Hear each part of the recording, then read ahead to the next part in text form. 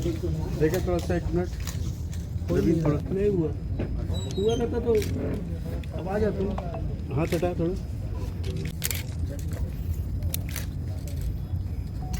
क्यों आगे जा रहा है ना मधु आओ भैया।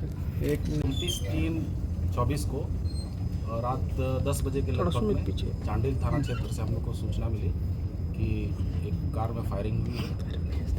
पता करने पे पता चला कि रवि अग्रवाल है, उनके ऊपर फायरिंग हुई है और उनकी पत्नी गोली लगी है और उनको हम लोग तुरंत हॉस्पिटल पहुंचाए। वहां पे उनको मृत घोषित कर दिया गया और रवि अग्रवाल के द्वारा बताया गया कि अपराधकर्मियों के द्वारा उन पर फायरिंग की गई है, जिस पे उनकी पत्नी को गोली लगी और उनकी मृत्यु हो गई है। उनके द्वारा ये भी बताया गया कि पिछले कुछ महीनों से उनसे रंगदारी मांगी जा रही थी और रंगदारी नहीं मांग देने के कारण ही इस प्रकार की घटना उनके परिवार के ऊपर हुई है।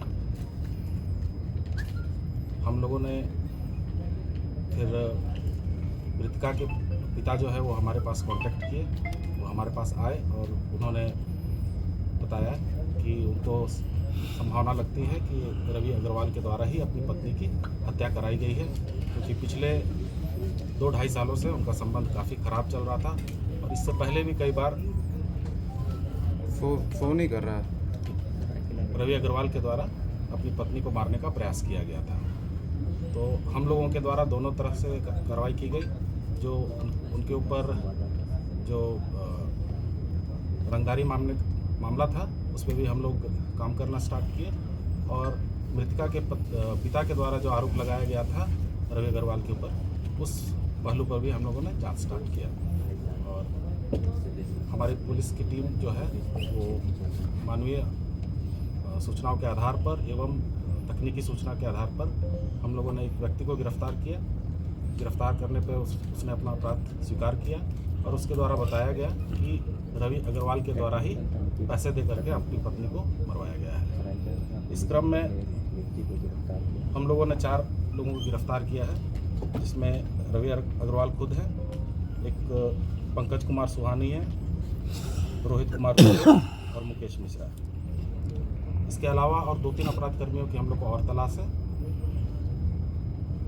इनके पास से हम लोगों को एक देसी कट्टा और एक चक्र गोली बरामद हुई है और अपराध में संलिप्त एक स्विफ्ट कार भी हम लोगों ने बरामद किया है। सर ये जैसे अनबन है प्रयास किया कि कुछ इस तरह का पता चले, परंतु हर बार पूछताछ के क्रम में अलग अलग तरीके से हम लोगों ने पूछताछ किया, अलग अलग पदाधिकारियों के द्वारा पूछताछ किया गया, लेकिन कोई तीसरा एंगल अभी नज़र नहीं आया। यही पता चला कि 2-2.5 साल में इनका संबंध इतना खराब हो गया था कि पिछले 6 महीना पहले भी इसने 9 लाख रुपए दे करके अपनी पत्नी को मरवाने के लिए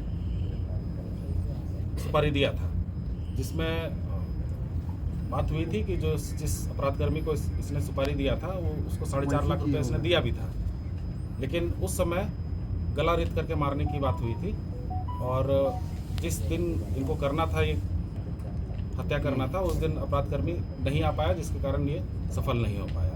इसके अलावा गैंगटॉक भी जब ये लोग घूमने गए थे तो वहाँ भी इन लोगों का आपस में झगड़ा हुआ था और झगड़ा के क्रम में भी इसके द्वारा अपनी पत्नी का गला दबाकर हत्या करने का प्रयास किया गया था, मगर वहाँ भी वो सफल नहीं हुआ था।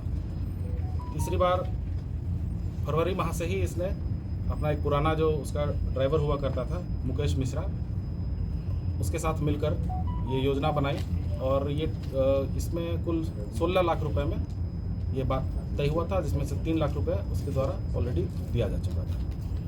अभी उस पूछताछ के क्रम में उससे पता चली कि